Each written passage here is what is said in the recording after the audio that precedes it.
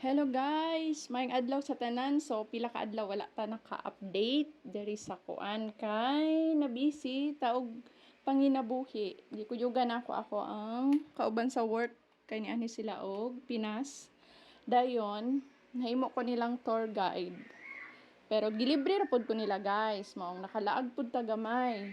Basta libre dili jud nato balibaran. So nag-tour guide ko pila ka adlaw diri sa Cebu para makalaag-laag sila.